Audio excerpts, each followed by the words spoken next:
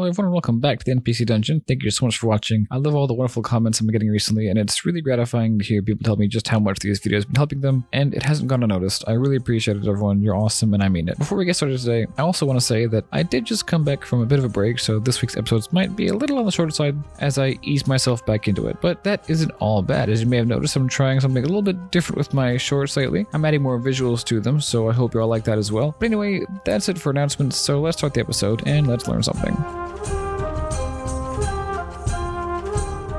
Planning. Sounds fun, right? Well, actually, yeah. I really enjoy this stage because it's where you get to really be creative, and it's where you're actually coming up with the ideas, and you aren't on the spot, so take all the time you need. It's kind of like the outlining stage when writing. As you all know, I am a writer, so I am going to take examples from my writing experience, and to be honest, I really enjoy that part of the process for the same reasons. But there's another reason why I like it. See, it's almost like a puzzle. You have to take everything that happened in the previous sessions and tie it together with your plans for the next one. But this episode isn't about why I like planning, it's about how I do it. So how do I do it? Well, to know that, we need to take a look at how I used to do it. As I said in my episodes on how I plan and structure encounters, links below and cards above, I used to plan entire arcs at a time. I would set up an entire session with a bunch of different encounters along the way. This way, I would only have to take 1 or 2 weeks of really intense planning, and then I was good for about a month, only really having to review and alter my plans. As a result, though, my games would often meander a little bit, and it felt very linear with a lot of encounters that didn't really have much to do with the overall story. There's nothing wrong with this method, and there's nothing wrong with that structure. I'm just kind of moving away from it right now. And speaking of right now, what I try to do now is gear all of my encounters and arcs and everything to the story. And I do this by only planning for what I think I'll need for about a session's worth of material. However, it almost always ends up lasting me longer than I thought it actually would, maybe 2 or 3 sessions at the very least. Instead of giving my players a place to go and things to do along the way, I give them a major task to do and set up obstacles around it so they have to spend a significant amount of time planning. Instead of having space to cover and encounters to do along the way while they're traveling there, they might have a gap of time between their current moment and the encounter, the arc they have to eventually do, and they can do what they want during that time. And in making the encounter a more difficult problem to solve, say robbing a building or sneaking around and finding information in a ball, what I'm doing is I'm kind of requiring that they plan, or at least making it smarter for them to plan. It's still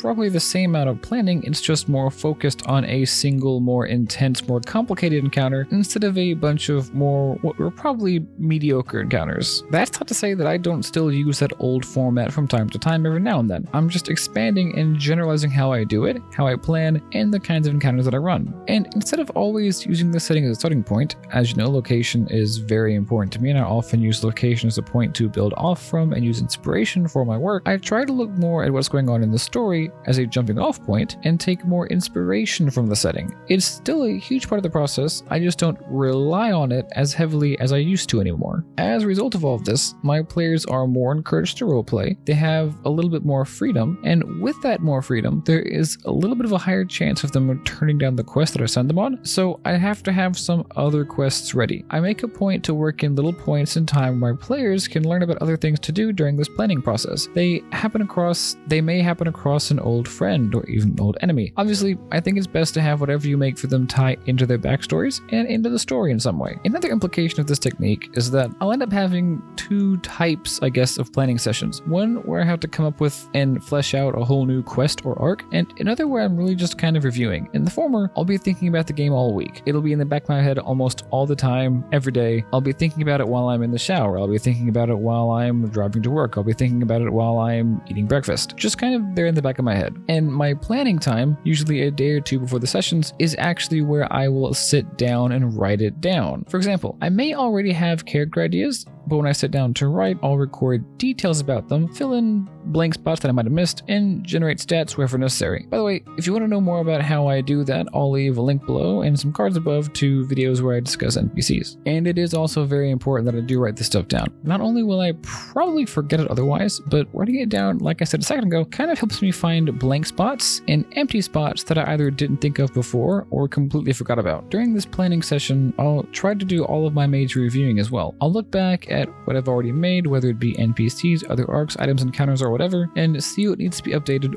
or whether I have any new ideas for them or just refresh my memory. I'll also try to review the day of the session, just so I have an extra moment to kind of keep all that stuff in my head. And I'll also try to make a point to look for things my players might do that could lead into whole other arcs or encounters or whatever that I didn't predict before. Is there an old abandoned house, for example? Maybe plan for your players to explore it and have a few encounters ready. They may not do it, but it's better to be safe than sorry. Plus, you have more inspiration to pull from when they do something else you might not expect, if you do plan for it, that is. And I already pretty much went over what my review sessions are like, but as a little note, almost none of these reviewing sessions or planning sessions end up being strictly review. I try to look back over my notes of what happened during the last couple of sessions and see what else I might need to plan for, and there almost always is something. If not, there might be a current arc that hasn't happened yet that I overlooked before, an NPC that I might need to make or update. I might even have to make a whole new arc or set of encounters, depending. And that's just one of the reasons why taking notes is so important. I just released a short on that topic recently. I'll link the video that short came from in the description and leave a card to it above, but I'll save that topic for later. Next week's video is actually going to be all about taking notes as a DM. But that's it for this week's DM Advice episode. I really hope you enjoyed it. I hope you liked the more free conversational kind of format, and I hope you learned something from it. Next week's story will continue right off where this week's left off. And again, thank you all so much for watching. Until next time, let's learn something.